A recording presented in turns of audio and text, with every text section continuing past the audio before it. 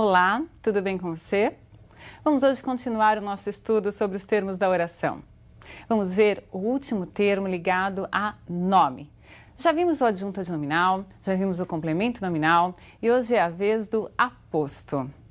Vimos que o adjunto adnominal vem ligado a substantivo, o complemento nominal vem ligado a substantivo, adjetivo e advérbio, e o aposto, que é um termo acessório, só vem ligado a substantivo. Às vezes, ele vem também ligado a um substantivo que esteja representado por um pronome. É um pronome que vai estar no lugar do substantivo e um aposto pode vir ligado a ele. Tudo bem? Continuando a aula, nós vamos ver também hoje adjunto adverbial e vocativo. Acompanhando o estudo desses termos, veremos como é que se utiliza a vírgula. Sim, porque a vírgula tem um propósito. Não se usa, como muitos dizem, só para dar uma pausa. Vamos ver hoje exatamente como fazer uso desse sinal tão importante na nossa escrita. Comecemos então pelo aposto. Acompanhem comigo os tipos. Não se prenda à nomenclatura. Preste atenção a como identificar e separá-los daqueles termos já vistos, o adjunto adnominal e o complemento nominal. Vamos ver. Veja a definição. Aposto é um termo que explica, especifica, desenvolve ou resume outro termo que tenha como núcleo um substantivo. Lembre-se, ou substantivo ou então um pronome que esteja no lugar desse substantivo. O primeiro exemplo que aparece aí para nós. O Brasil, país de dimensão continental, apresenta rica cultura. Vejam que nós temos aí em amarelinho uma explicação sobre o Brasil. Estamos ampliando o significado do termo, do substantivo Brasil. Quando eu falo em termo, eu estou falando no sujeito. Veja, o Brasil representa aí o sujeito. Brasil, a palavra Brasil é núcleo desse sujeito. O termo que veio depois, não é? Um país de dimensão continental, simplesmente amplia o significado do substantivo. Entendido? Continuando, então. Observe o segundo exemplo. A Avenida Brasil localiza-se na Zona Sul. Bom, poderia ser aí a Avenida Rebouças, eu poderia dizer a Avenida dos Maracatinhos, mas eu tenho aí a Avenida Brasil. Não é uma avenida qualquer, eu estou dando um nome para essa avenida, é um nome próprio, um substantivo próprio. Não confunda esse substantivo Brasil, que está especificando a avenida, com o adjunto adnominal. Por que não, já que ele vem ao lado do nome? Porque o que nós temos aí é um nome especificando outro nome. Um substantivo próprio especificando um substantivo comum, avenida. Se eu dissesse, por exemplo, o aluno Marcelo gostou da aula, Marcelo seria um nome próprio especificando, por exemplo, um nome comum, aluno. Entendido? Vamos a mais um exemplo. Visitamos diferentes lugares. Quais são esses lugares? Museus, igrejas, praças e feiras populares. Observem que diferentes lugares exercem a função de objeto direto. Eu poderia parar por aí a oração, mas que tal enumerar, colocar elementos que deixem mais claro essa informação que o substantivo lugares traz nesse período? Então, colocam-se 2 pontos e aí vem a enumeração. Quais são os lugares? Museus, igrejas, praças e feiras populares. Esse é um aposto enumerativo. Lembre-se que vocês encontrarão outros nomes, não é? Nem sempre aparece desta forma, aposto enumerativo. Mas essa nomenclatura, apesar de haver aí uma discordância dos gramáticos, não é? Ela servirá como um guia para você identificar.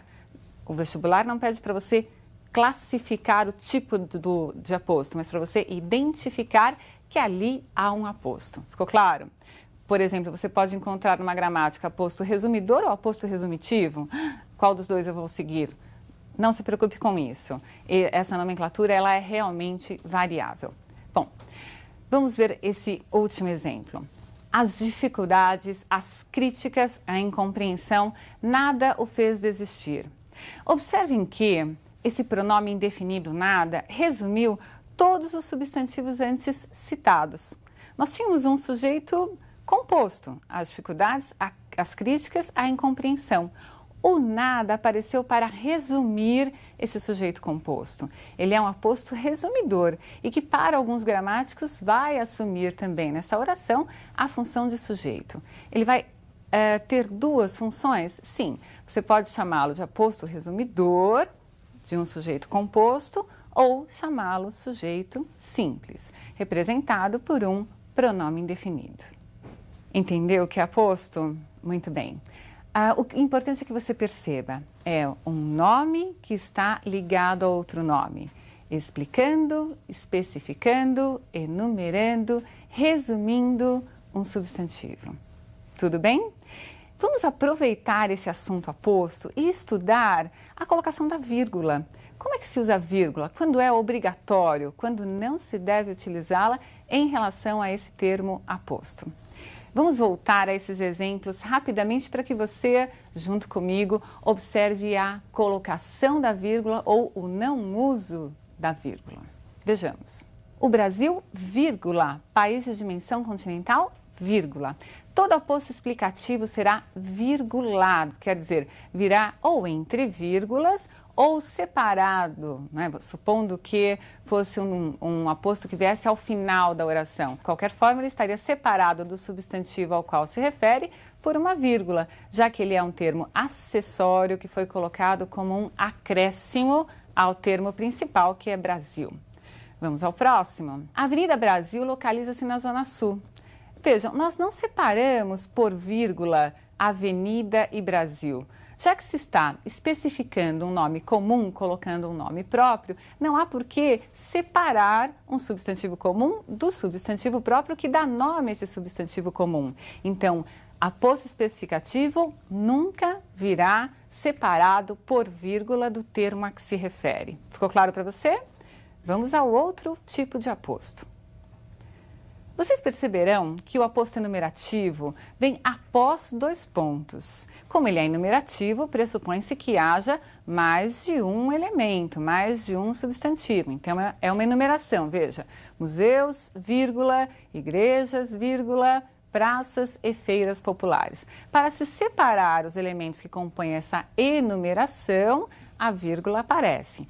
Antecedendo o aposto enumerativo, vai haver ou dois pontos e pode ocorrer também de aparecer um travessão.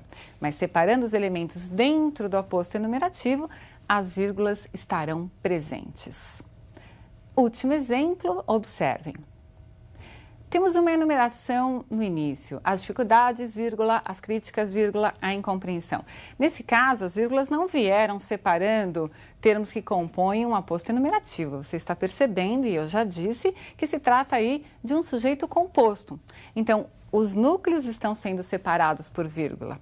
Agora, no momento em que se foi colocar o aposto resumidor, a vírgula apareceu para indicar o nada não é uma continuidade de dificuldades, críticas e incompreensão, mas é um termo colocado a mais, uma palavra que foi colocada a mais para resumir os termos antes citados. Então, vamos lá. Sempre antes do aposto resumidor, que é representado por um pronome indefinido, vai aparecer a vírgula.